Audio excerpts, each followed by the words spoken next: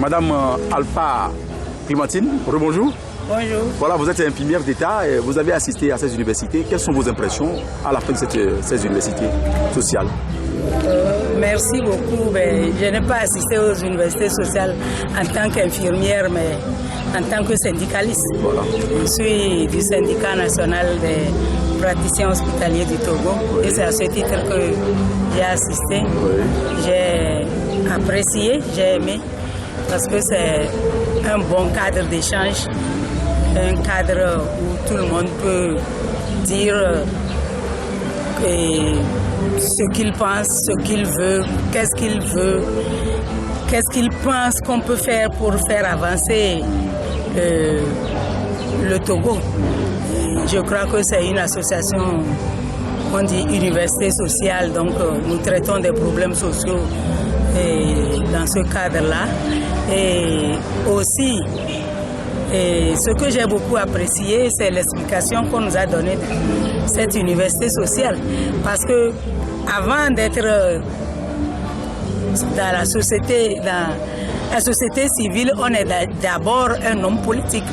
C'est ça que j'ai retenu, parce que nos politiciens nous font comprendre que quand on fait le syndicat, il ne faut pas s'approcher des politiciens, c'est pas politique.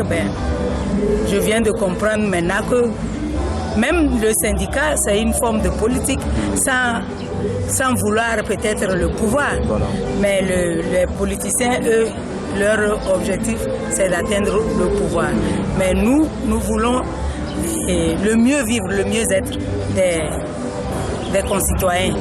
Et ça s'arrête là. Donc je pense que je souhaite une longue vie à ces universités sociales, que tout le monde mette de son pouvoir pour pérenniser ce cadre-là, ce cadre d'échange des problèmes sociaux. Merci beaucoup, Madame Alpha. Non, c'est à moi de vous remercier. Bon retour chez vous. Merci, bye bye. Bye bye. Que les partis politiques récupéraient notre mouvement. Parce qu'ils attendaient toujours, dès qu'on se levait, et ils faisaient des déclarations sur des radios. Et pour qu'on ne nous tasse pas là-bas, en allant, c'est pour ça que nous avons dit que chacun fasse sa partie. Nous n'avons pas créé un couloir pour vous mettre là-bas. Mais seulement c'était pour faire avancer nos négociations. Et nous avons trouvé que des gens pouvaient le faire parallèlement à nous. C'est pas au moment où nous on veut faire. Nous, par exemple, pour certaines marches, nous aussi on sortait. C'est pour cela même qu'on est arrivé à traiter mon patron de politicien qui n'est pas syndicaliste, qu'il fait la politique, parce qu'on l'aurait vu au cours d'une marche de l'opposition. Donc, comme c'est lui la tête, c'est lui qu'on envoie nous manipuler.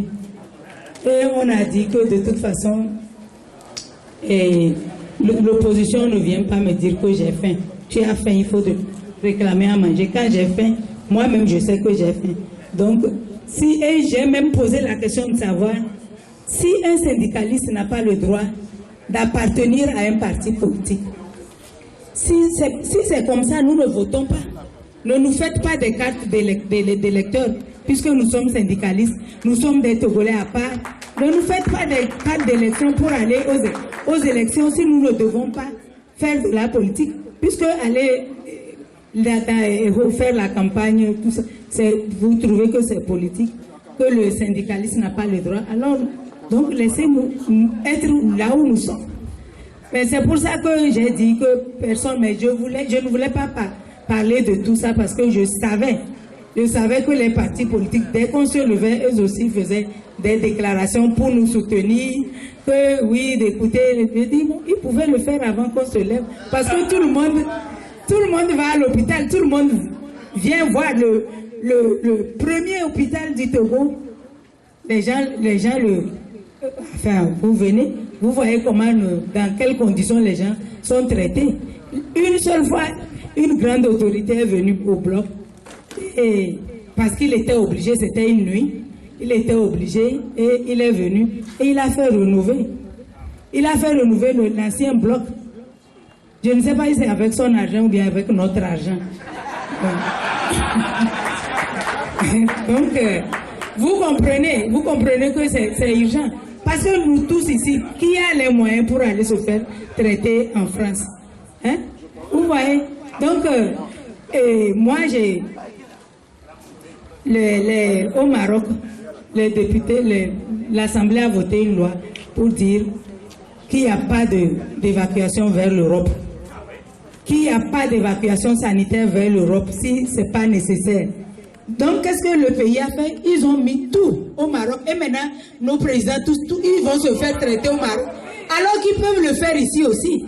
Ils peuvent le faire. Donc, moi, je trouve qu'on peut voter une loi pour dire qu'aucune...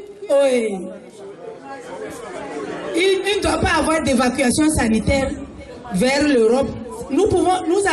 Les gens, ils vont travailler en Europe. Le professeur est ici, il est sollicité partout. Il va parfois pour travailler là-bas.